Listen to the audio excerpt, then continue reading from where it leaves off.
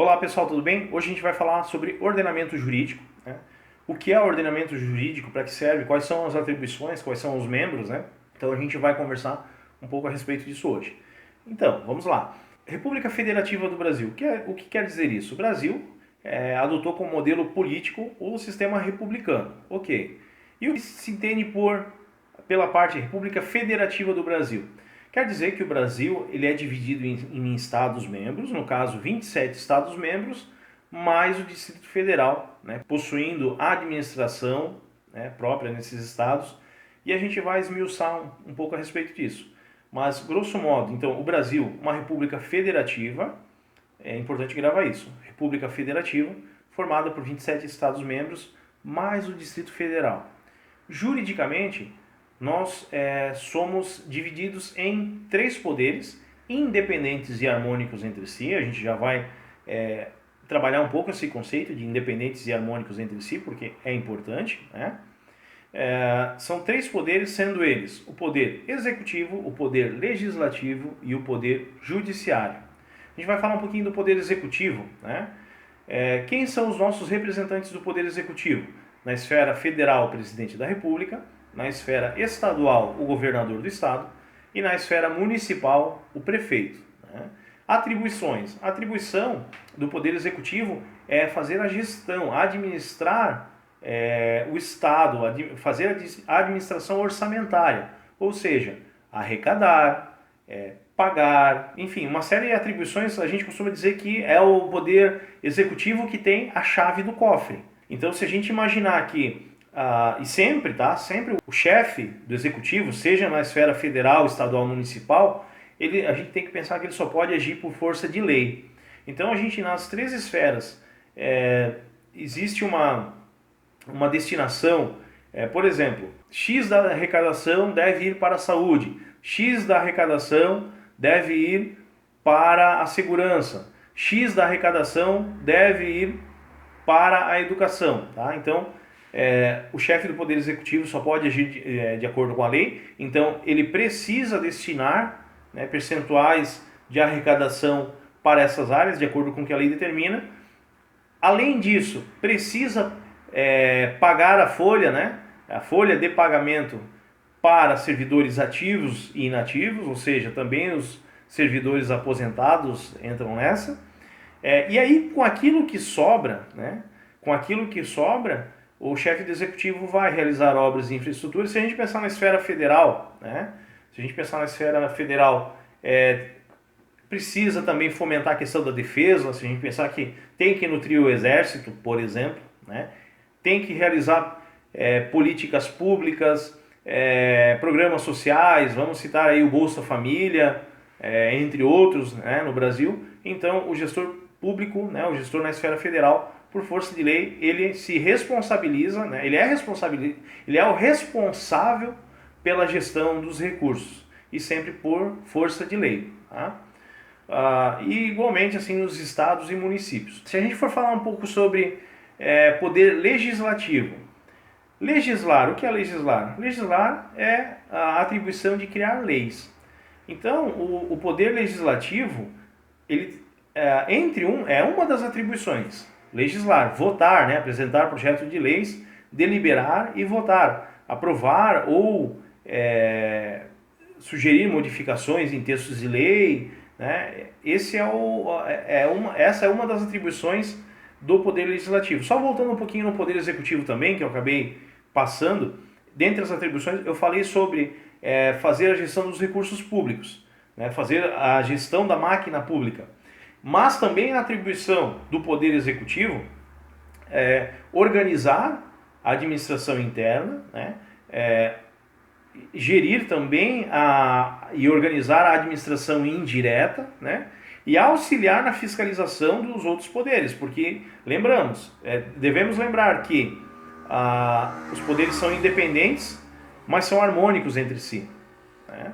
Então, isso permite que um poder fiscalize o outro, para que haja transparência, né, no processo. Voltando ali na questão do poder legislativo. Então, atribuições: legislar, fiscalizar, cuidar da sua organização interna e fiscalizar o cumprimento das leis pelo Executivo e também fiscalizar, né, a organização das outras duas casas, no caso Executivo e Casa Judiciária. Tá? É a atribuição do Poder Legislativo. Quem é que forma o Poder Legislativo? Na esfera federal nós temos o Congresso Nacional, tá? E o Congresso Nacional ele é dividido, nós temos o Senado e a Câmara dos Deputados. Tá? Na esfera estadual nós temos a Assembleia Legislativa, que também é formada por deputados, só que estaduais. E na esfera municipal nós temos os vereadores. Então essas pessoas é que vão deliberar sobre projetos de lei, votar mudanças na lei, né? E respeitado a Constituição, ela traz algumas situações que você tem um quórum mínimo, né? Um mínimo de votantes para você poder alterar determinada lei ou determinada norma. Tem algumas regrinhas ali presentes na Constituição, tá? E pensando na formação das casas legislativas, você tem no Congresso Nacional, como eu falei, Senado e Câmara dos Deputados, sendo que o Senado é formado por 81 senadores, sendo 3 de cada estado, tá? E 513 deputados federais. Eu quero também comentar com vocês o seguinte, que na questão dos deputados, são 513 de forma proporcional, ou seja, os estados que possuem maior número de eleitores terão maior número de representantes.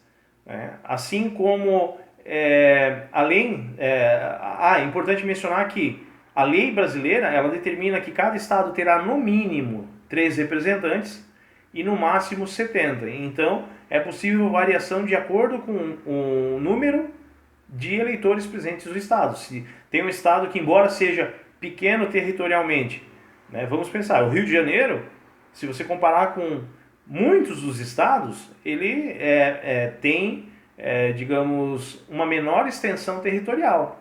Tá? Em compensação, pela densidade demográfica, pelo número de eleitores, ele acaba tendo maior número de representantes, né, na Câmara dos Deputados. Tá? Então é assim que funciona. Já no Senado, eu falei que são 3 de forma igual por estado. Agora, há uma peculiaridade bem interessante em relação ao Senado, que é o quê? Enquanto a eleição presidencial e eleição de deputados ela ocorre a cada 4 anos, dos senadores o mandato é de 8 anos. Aí você vai dizer, não, mas espera aí, toda vez que tem campanha presidencial, além da campanha presidencial, tem a campanha do Poder Legislativo, né, a campanha dos deputados, e também tem a campanha do Senado, a cada 4 anos, alguma coisa não fecha. Mas o que acontece? Se você imaginar, é o seguinte, a lei determina assim, que o Senado ele deve funcionar como um conselho, pessoas com maior experiência de vida e que possam opinar e deliberar. Tá? Partindo desse princípio, tanto é que a nossa lei prevê que para deputado federal ou estadual ou presidente da República, você precisa ter 21 anos de idade. Já para senador da República, você tem que ter no mínimo 35 anos de idade. Você precisa ser mais velho até do que a idade mínima para presidente da República. Tá? E a eleição, como é que ela funciona? Vamos imaginar, Santa Catarina, você tem 3 representantes. Tá? 3 representantes. Só que, desses 3 representantes, nós estamos agora em 2020. Vamos imaginar que em 2018, quando houve a eleição, houve a troca de 2 senadores. E um permaneceu com seu mandato de 4 anos anteriores, lá de 2014. Né? 2014 teve eleição, foi eleito um senador. Em 2018, né? 2014, isso. Em 2018, trocam os outros 2, né? E permanece aquele eleito em 2014. Em 2022, né? Em 2022, vai trocar aquele um que está desde 2014. Então, a diferença é que nunca troca os 3 ao mesmo tempo. Troca 2, depois troca 1. Troca 2, depois troca 1. Espero que eu tenha me feito entender. O mandato de senador, 8 anos. Os demais cargos no Brasil, presidente da República, deputado federal, deputado estadual, prefeito, tá? O mandato ele é de 4 anos. Tá? É importante que a gente diga isso na esfera legislativa. E aí a gente já falou do poder executivo nas 3 esferas, do poder legislativo nas 3 esferas, né? Faltou o poder judiciário. Por que esse poder judiciário foi deixado por último? Pelo seguinte, é importante a gente frisar que o poder judiciário só existe em 2 esferas, federal e estadual. No caso da Justiça Federal, você tem o Supremo Tribunal Federal, tá, que é o nosso órgão máximo da Justiça brasileira, o STF. Aí você tem o Superior Tribunal de Justiça, o STJ. Aí você tem o TST, que é o Tribunal Superior do Trabalho. E você tem os TRFs, que são os Tribunais Regionais Federais. Na Justiça Estadual você tem o Tribunal de Justiça, você tem TSE, Tribunal Superior Eleitoral. Na esfera estadual você tem o Tribunal de Justiça, você tem os Tribunais Regionais do Trabalho, você tem o Tribunal Regional Eleitoral, né? Então, são tribunais presentes nos estados. Na esfera municipal, importante lembrar, não existe poder judiciário na esfera municipal. No Brasil, não existe. Tá? Não existe um poder judiciário de Jaraguá do Sul, por exemplo. Existe o poder judiciário, né, no estado de Santa Catarina, com representatividade pela comarca de Jaraguá do Sul. Isso pode ser. Agora, não existe um poder judiciário municipal em nenhum estado da federação. Tá? Vamos falar um pouco também sobre sessão legislativa. O que é a sessão legislativa? E antes da gente falar de sessão legislativa, voltar lá, como eu falei das atribuições do poder executivo, que são aquelas de fazer a gestão da coisa pública, né? Arrecadar, fiscalizar, investir de acordo com a lei determina, né? E fiscalizar, cuidar da sua organização interna e também fiscalizar os outros 2 poderes. O legislativo, por sua vez, cuida da sua organização interna, produz, vota leis, né? E fiscaliza a atividade dos outros 2 poderes, no caso judiciário e executivo. Por sua vez, o poder judiciário, a sua principal atribuição é julgar as demandas, julgar a lide, trazer pacificação social, mas também tem por atribuição fiscalizar a atividade exercida pelos outros 2 poderes, executivo e legislativo. Por isso que eles são independentes, afinal de contas cada um tem a sua própria organização interna, mas são harmônicos entre si porque eles se fiscalizam. E se a gente imaginar que o poder legislativo, quando ele produz uma lei, essa lei ela precisa ser viável para que o poder executivo possa executá-la, então a gente já vê que tem que ser harmônico. Uma lei produzida pelo legislativo, ela não pode, por exemplo, destoar da capacidade de execução, de realização pelo poder executivo. Por isso que a ideia é que sejam sim independentes, porém harmônicos entre si. Falando um pouco sobre sessão legislativa. O que é a sessão legislativa? Sessão legislativa, dá para fazer um comparativo bem legal assim, ó. Se você comparar ano letivo, você sabe que é o período em que tem aulas, correto?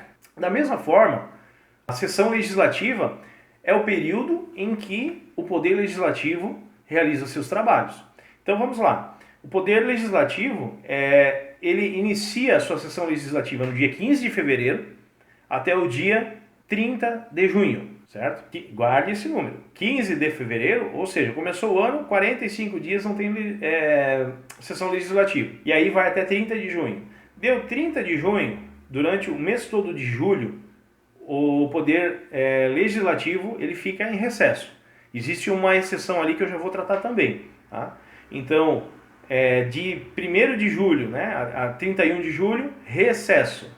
1º de agosto, volta o Poder Executivo até o dia 15 de dezembro. Opa, peraí, 15 de dezembro? Faltando 15 dias para terminar o ano. Ou seja, se você contabilizar 15 dias no final do ano, mais 45 dias no início do ano e mais 30 dias no meio do ano, o período total de recesso anual da Casa Legislativa é de 90 dias. Sim, nossos deputados federais e estaduais recebem 3 meses do ano sem estar efetivamente trabalhando, tá? Estando de férias, estando em recesso. Tá? Então, a gente precisa levar isso em consideração, né, na hora que a gente for votar também, né? Porque durante a sessão legislativa esse pessoal ele precisa trabalhar e por isso a gente precisa escolher os melhores representantes de acordo com o nosso ponto de vista. Existe essa programação, né, a sessão legislativa, porém, existem algumas situações em que são abertas exceções. Se surgir um tema urgente, a sessão, né, pode ser interrompido o recesso para que se vote uma determinada situação de emergência. Nesse momento a gente vivencia uma questão de calamidade pública. Vamos imaginar que essa situação de calamidade pública tivesse ocorrido ali em julho, durante o recesso. Haveria a convocação para que os parlamentares voltassem para Brasília para fazer as deliberações aí acerca, né, das necessidades que a calamidade pública demanda, né? Então, há exceções. Da mesma forma, nós temos um dispositivo que é a nossa Lei de Diretrizes Orçamentárias, a nossa LDO, que é ela que determina quanto que o governo vai gastar e com que área. Quem que decide? O Parlamento, o Congresso Nacional, né? Então, se chegar até junho e a Lei de Diretrizes Orçamentárias não estiver aprovada, a Câmara dos Deputados não para. A Câmara dos Deputados continua trabalhando mesmo no recesso para votar a Lei de Diretrizes Orçamentárias, né? Então eu acho que por aí dá para ter uma ideia, né, de como é que funciona essa questão do Legislativo, do Executivo e do Judiciário. É importante se mencionar também que, além da legislação ordinária, a Câmara dos Deputados e o Senado também participam de sessões conjuntas quando se tratam de medidas provisórias, vetos presidenciais e outras situações que a Constituição prevê. Tá? Então tem uma série de regrinhas que a nossa Constituição traz aí com relação à atuação dos 3 poderes, na verdade, tá? Tanto do Legislativo, quanto do Executivo, quanto do Judiciário. Tá? Importante, então, repisar aqui, frisar, número de componentes: Senado, 3 por Estado, né, num total de 81, por serem 27 estados. Do que é formado o Congresso Nacional, Senado e Câmara dos Deputados. Câmara dos Deputados, então, formados por 513 deputados, podendo ser no mínimo 3 e máximo 70 deputados por estado, de acordo com a sua proporcionalidade. Funções: Poder Executivo é quem detém a chave do cofre, né? É quem cumpre a Lei de Diretrizes Orçamentárias, é quem arrecada, fiscaliza e investe. Poder Executivo. Poder Legislativo legisla acerca daquilo que o Poder Executivo vai realizar, vai executar. E o Poder Judiciário é aquele poder revestido da atribuição de, através dos seus julgamentos, buscar a resolução dos conflitos e assim alcançar a paz social.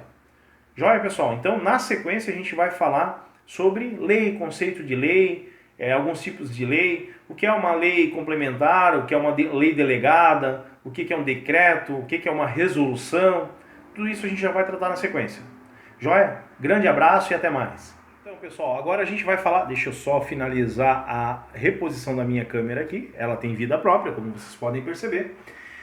A gente vai falar um pouco sobre leis, né? Estrutura, o que significa. Leis, de modo geral, significam um conjunto de normas, um conjunto de regras, né, que vão regular o convívio em sociedade, que vão determinar até onde vai o direito de um, onde começa o do outro, né? E também para que você tenha uma base para, em um julgamento, o julgador, né, o juiz, ou as câmaras, né, no caso de decisões de segunda instância, que eles possam se basear na lei para tomar as suas decisões, né? Então, a lei, conjunto de regras, conjunto de normas que regulam a vida em sociedade, né? Nós temos hierarquia nessas leis, conforme comentado anteriormente. A gente tem a Constituição Federal, que é a lei maior do país, e aí você tem as leis estaduais, que não podem contrariar as leis previstas na Constituição, não pode contrariar, né, não pode ser inconstitucional. E aí depois da lei estadual você tem as leis municipais, e essas não poderão ser contrárias, né, à lei, nem a lei estadual e nem a lei constitucional, a lei federal, né? Então você tem essa determinação, digamos, esse escalonamento, né, podemos dizer assim, zoneamento, e você tem também a hierarquia com base, digamos assim, na força, né, a hierarquia propriamente dita em cada uma das leis. Mas antes da gente entrar na hierarquia, a gente vai falar um pouco sobre estrutura da lei, né? Toda lei, no Brasil, toda a lei, após ser promulgada, publicada, ela recebe um número, né, e o ano, né, da sua publicação, da sua promulgação. Como exemplo, a gente tem a Lei 9.099 de 95, que trata dos juizados especiais. Então, ela sempre vai trazer o número da lei barra o ano da sua edição, da sua promulgação, da sua publicação. Tá? Aí, pensando na estrutura da lei, tá, tu tem o número e o ano da lei. Ela é composta pelo quê? Pelos artigos, tá? Os artigos que vem lá, o número do artigo e já na sequência o caput. O que é o caput? O caput é o texto escrito da lei, né? É o que ela determina da maneira escrita. A parte inicial da lei está no caput, lá logo depois do número do artigo. E aí você tem subdivisões. Essas subdivisões servem para trazer um regulamento, uma complementação daquela lei disposta no artigo. Tá? E essas subdivisões, no Brasil a gente tem os parágrafos. Se a gente olhar no teclado do nosso computador, ele é o sinal, deixa eu ver se ficou assim melhor, né? Ou pelo menos menos ruim, né? Esse símbolo aqui é o símbolo do parágrafo. Eu poderia ter feito impresso? Sim, mas achei tão bonitinho. Então vamos lá. Parágrafo. Né? Parágrafo é uma das subdivisões que existem nos artigos da lei. Mas existem outras, e não existe assim uma hierarquia. Primeiro vem o parágrafo, depois a linha, depois o inciso, depois a linha. Não existe. Existe o quê? Artigo e depois qualquer uma dessas subdivisões. É o legislador que no momento de criar a lei vai definir, né, essa organização. Eu falei dos parágrafos, né, que é o texto escrito da lei. Muitas vezes essa regulamentação ela precisa de outras informações, né, de destaques, né, e aí elas vêm presentes, né, são compostas em outras divisões. O que são as alíneas? As alíneas, então, são trechos da lei que são representadas sempre no início daquele trecho. As alíneas, elas estão...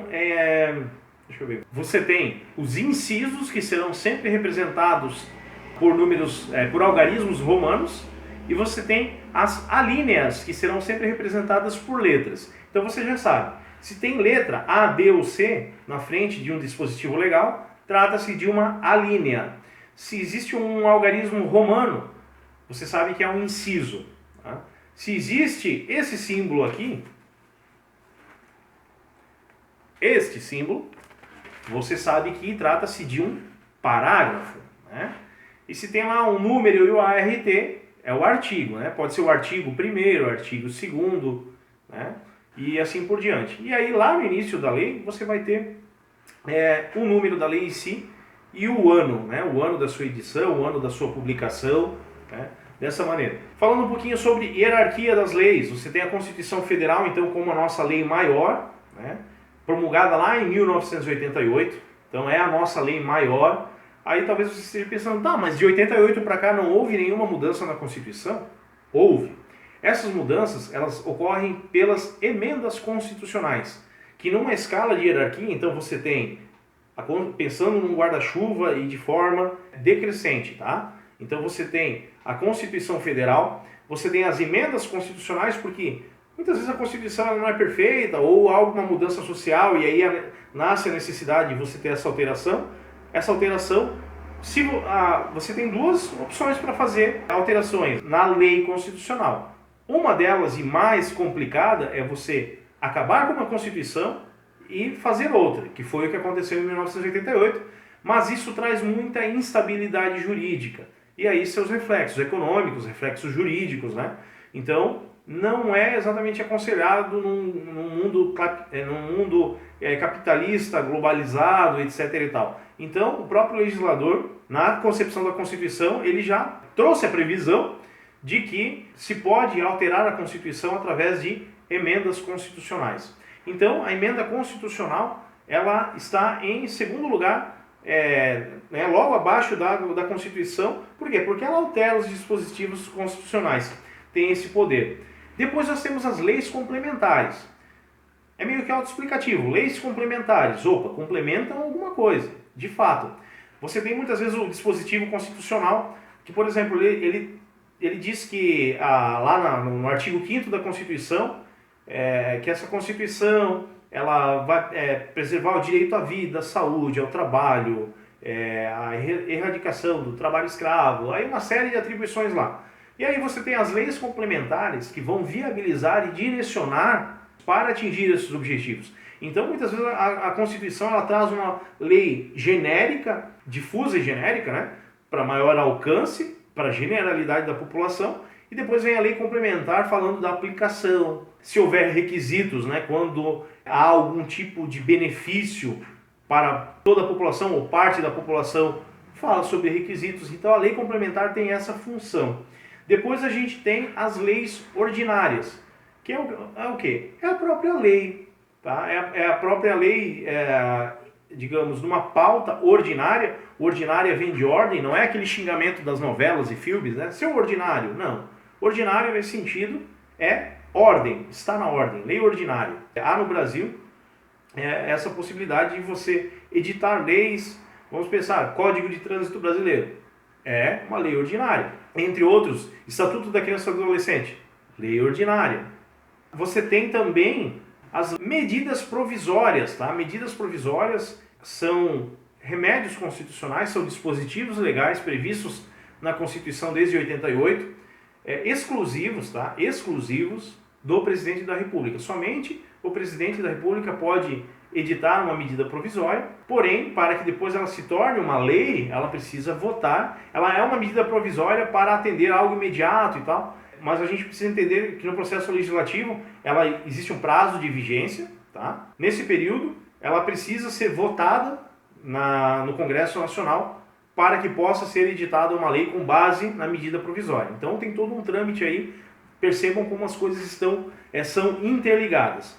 Aí você tem os decretos legislativos, que são atribuições específicas do Congresso Nacional e no âmbito do Congresso Nacional, tá? Então, decretos legislativos. E aí você tem também as resoluções, tá? As resoluções elas tratam de legislar sobre matérias de competência privativa, tá? Privativa da Câmara dos Deputados, do Senado ou do Congresso Nacional, tá? Gente, então assim, passado essa explicação ali, ela está ligada com o material disposto na nossa apostila ali, a partir da página 17, aula 3, tá? Aula 3. E aí a gente vai encontrar exercícios para a gente responder ali, da página 20 à página 22. Então a tarefa para vocês, a aula de hoje é essa. A gente já trabalhou um pouquinho sobre ordenamento jurídico, aula 3, alguns conceitos principais.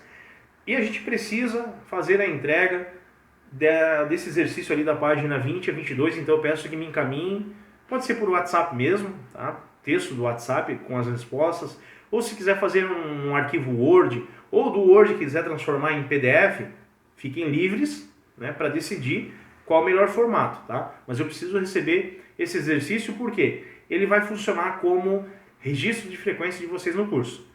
Joia, pessoal, muito obrigado, tá?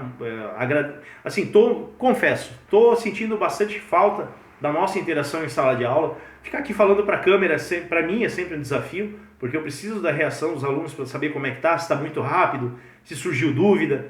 E em havendo dúvidas, desde já eu me coloco à disposição. O importante é que a gente sempre mantenha o compromisso com vocês com relação à qualidade das nossas aulas, né? E ao compromisso aí com o crescimento profissional de vocês.